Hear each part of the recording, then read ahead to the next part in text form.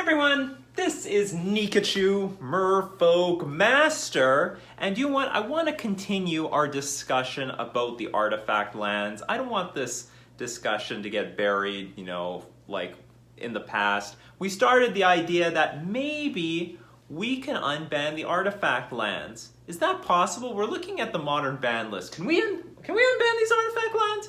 Affinity and Hardened Scales are dead. So, what's the harm in doing this? And a lot of people like me discussing about, things that we could possibly unban off the banned and restricted list. And don't worry, we're not done with Splinter Twin. Oh, absolutely, we are not done with the Splinter Twin discussion. But I don't want to forget about the artifact land discussion. So we started it, and I made a bunch of proposals about why we should be unbanning things, and I wanted some feedback because I wanted to know what is the potential danger of taking these things off. And for the most part, I'm not impressed with most of the arguments, but there were two I'd like to address because those were two arguments I never brought up in my first video.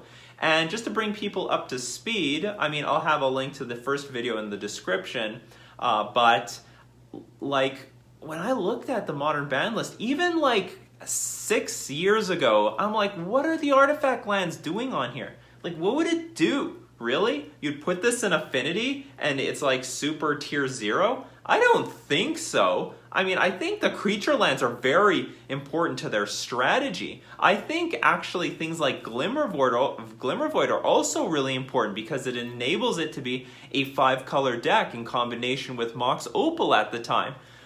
They're not going to replace any of these things with the artifact lands. And now we look at today, and the artifacts are getting hated out of the format.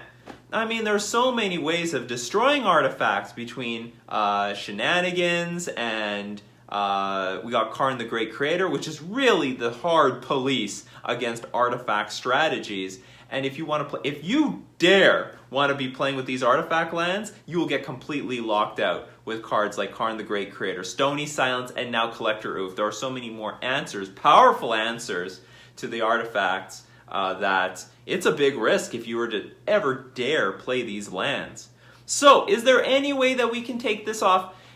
Are there dangers to taking this off? So let's start off with two really good arguments.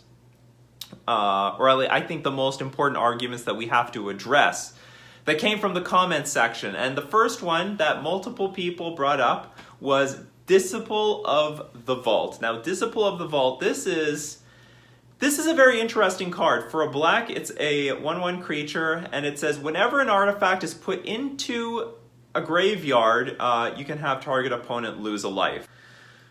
So, this looks like it would have incredible synergy with an Arcbound Ravager deck, wouldn't it?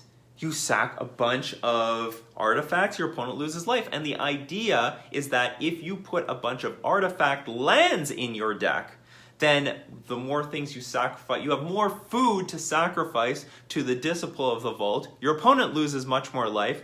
Arcbound Ravager gets that much bigger, and then you can attack and kill them, or even sacrifice your Ravager maybe to a Walking Blister or something. But the point is, it's supposed to have incredibly good synergy with the Ravager.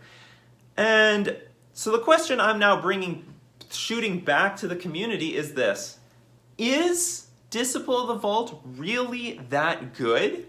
Because one of two things have to be true. Either Disciple of the Vault is the single most underrated, unseen tech in the Hardened Scales Affinity that never saw play, or the card is unplayable. The card is just unplayable trash.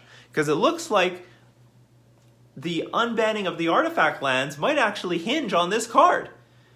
So why didn't it ever see play in Hardened Scales Affinity? Because that deck is built for it. That is the perfect deck for Disciple of the Vault.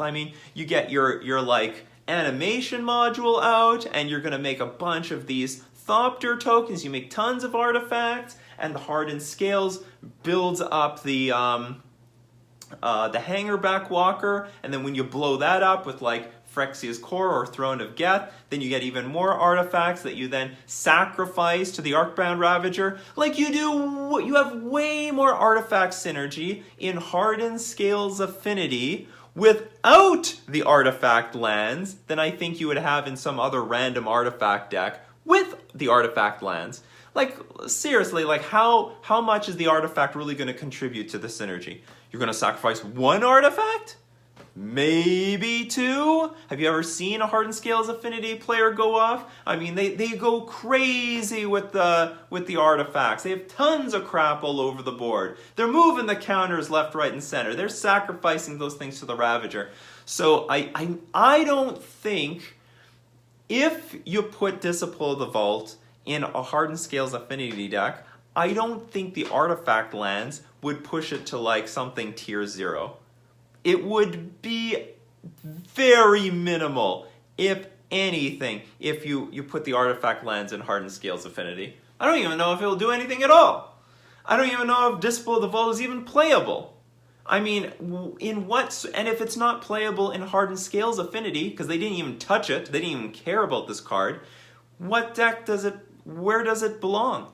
Because everyone's like, you forgot about Disciple of the Vault. Everyone forgets about Disciple of the Vault. That's why you can't unban the artifact lands. Disciple of the Vault. Disciple of the Vault is going to destroy everybody, so everyone forgets, and you're just going to lose all on like turn 2 or something like that. All right, build the list. Exactly what deck out there abuses Disciple of the Vault? Because if it's not Hardened Scales Affinity, I don't know if there is one. And frankly, I mean, maybe people should try Disciple of the Vault. Maybe it is something that could at least bring Hardened Scales Affinity back to some competitive nature. But still, like, in today's modern metagame, I don't know if Disciple of the Vault's doing anything more special than what Hardened Scales Affinity was doing. Seriously, I was like, Hardened Scales Affinity was basically winning by turn 4 after they got all their synergy together. I think Disciple of the Vault will do the same thing. It's just another card that will enable some of those turn 4 kills, which is fair in Modern. And by the way, I mean, if your opponent has Collector Oof, Stony Silence, Karn the Great Creator, you're probably not sacrificing anything, you're not going to get that synergy anyway. So I think Disciple of the Vault is still hampered down by today's hate cards. Not to mention you can just kill it. I mean, you can just kill it with anything. It's a 1 toughness creature. Disciple of the Vault, welcome to Lover Dart, population U. So, I mean, I don't buy it. Basically, I don't buy it. In my opinion, this card probably is unplayable, and is probably not the reason that you keep the artifact lands on the ban list. Either that, or Hardened Scales Affinity players just completely shit the bed and they like completely missed this for years, which I doubt is the case. So I'm proposing to everybody, if there is a very real Disciple of the Vault deck, build it. What does it look like? Because I really doubt having like 2 lands in play that you can sacrifice that has synergy with Disciple of the Vault is going to push it over the top. I just don't buy it. So let's go on to the second argument that was, I think, fair. I think it's fair to address. And that is, do we want to open the possibility of a deck that plays 0 mana spells? I mean, look at this. This is, what do we have this thing here for? It's to remind us not to have any 0 mana spells in the format. Don't print them, Wizards. And if we take the artifact lands off the ban list, we open the possibility for some sort of Frogmite Mirror Enforcer deck. As stupid as those cards are, they can be played for 0 mana if they have the right enablers. And of course, the artifact lands would be those enablers. Do we want to even open the door of possibility for cards like that? I don't know. Good question. Good philosophical question. Are there enough of these literal affinity cards to break the artifact lands? In my opinion, no.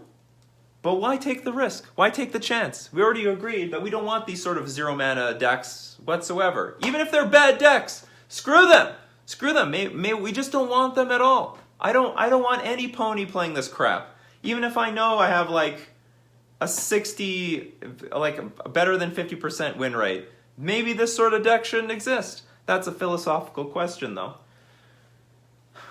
In my opinion, I still think if we can boost some artifact strategies without making some stupid, busted, zero-mana decks playable, then I would want that to happen. I'm